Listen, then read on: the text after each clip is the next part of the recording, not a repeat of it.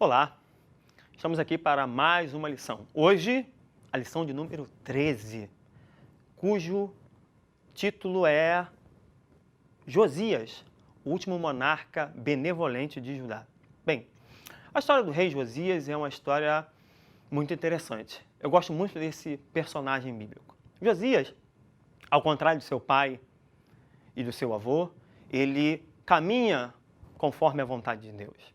Josias é um rei que teme a Deus. Josias vai realmente temer a Deus e, fazendo assim, terá sucesso.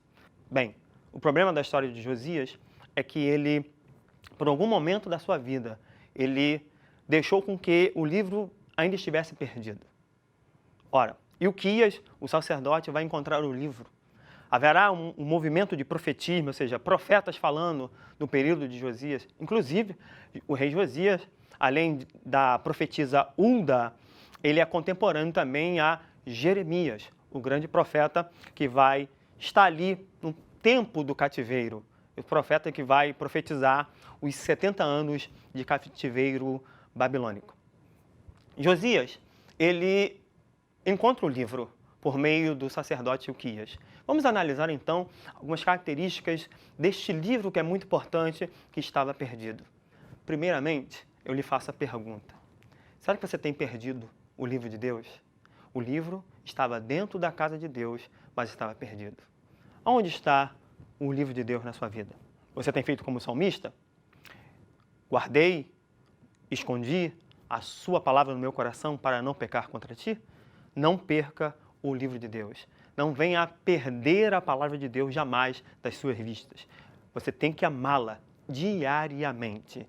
Mas então vamos analisar algumas características desse livro perdido e como Ilquias vai fazer com que a descoberta da lei do Senhor, que estava perdido dentro do templo, possa trazer a Judá um avivamento espiritual. Bem, vamos analisar então essas características. Deixe-me ver aqui no meu esboço. As características são: o livro da lei foi encontrado perdido dentro do templo. Primeira característica. Segunda, quando Josias ouve a leitura do livro, ele rasga as suas roupas. É um sinal de luto ou arrependimento profundo. Houve contrição. Josias não queria que a história do seu país permanecesse como estava. Isso devido aos seus antecessores, Manassés, Amon, que foram reis terríveis. Pois bem sabemos que Manassés, no último momento, se arrepende, mas fez um péssimo reinado, um péssimo governo. Vamos então, Josias, quando lê, ou melhor, quando ouve as Escrituras, quando o sacerdote lê para ele o livro que estava perdido, Josias rasga as suas roupas, sinal de um arrependimento. Na leitura do livro da lei, estava previsto julgamentos para aqueles que eram rebeldes.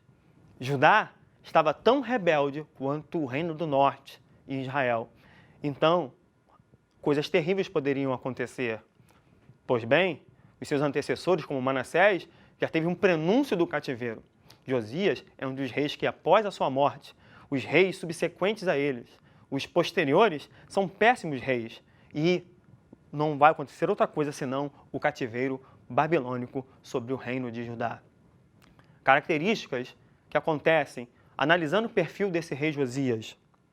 Ele promove uma reforma nunca vista antes. Ele promove um avivamento. Bem, não existe avivamento. Não existe avivamento que não passe pela palavra de Deus.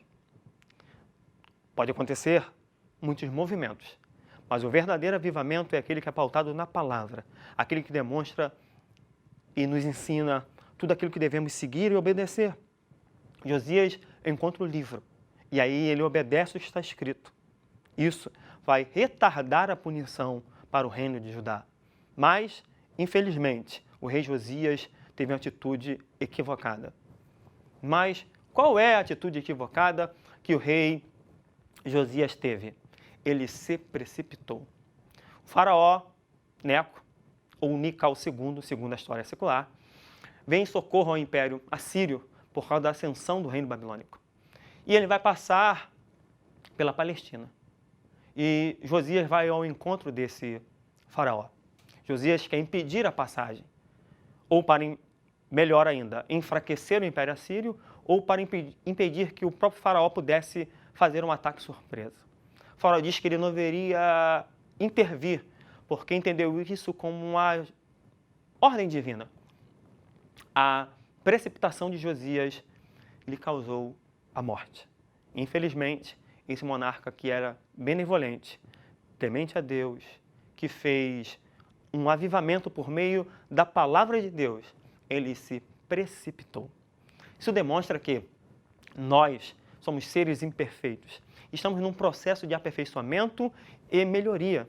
E temos que entender que, às vezes, é melhor esperar o comando de Deus do que tomar atitudes precipitadas. Poderia dar outros exemplos da precipitação. Um dos grandes maus, ou algo que é terrível na vida do homem, é quando ele se precipita. É ideal entendermos, como diz Salomão em Eclesiastes 8, 5, a parte B do versículo: o coração do sábio conhece o tempo e o modo. Mas o que seria, então, eu conhecer ou discernir o tempo e o modo?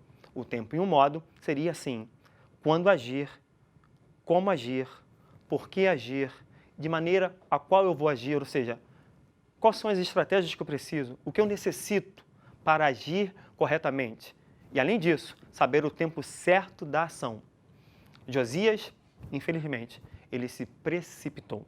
Consequentemente, Judá passa a ser um reino vassalo ou tributário do Egito. E lá ele vai colocar outros reis. Vamos ver, então, já a finalização desse reino de Judá com esses outros monarcas de forma bem sintética e simples. Permita-me ver no meu esboço aqui de aula. Nós teríamos, então, assim, Jeoacás, que vai ser levado para cativeiro. Depois, Joaquim, que reina, mas ele é morto por causa da sua extrema maldade. Ele também manda matar o profeta Urias, filho de Semaías. Ele também, como Joaquim, é levado para cativeiro, com uma leva de deportados, e depois é transferido por outro. Entra no seu lugar Zedequias, que era um rei que se rebela contra a Babilônia e, consequentemente, o rei Nabucodonosor não ia permitir nenhuma sublevação da sua autoridade e manda destruir toda a cidade já na terceira leva de exilados. E nessa história, o templo de Salomão vai também ser destruído. É interessante falar sobre isso, que o profeta Jeremias vai profetizar contra aquele templo. Templo do Senhor, não se farão outro, não se lembrarão dele, porque toda Jerusalém será morada de Deus. De igual maneira ou de igual forma, vai falar da arca do Senhor, não farão outra, nem se virá memória, ou seja, não será lembrada, porque toda Jerusalém será trono de Deus. Israel, muitas das vezes, se utilizou das coisas de Deus, se utilizou dos objetos de Deus para um culto levítico como amuletos.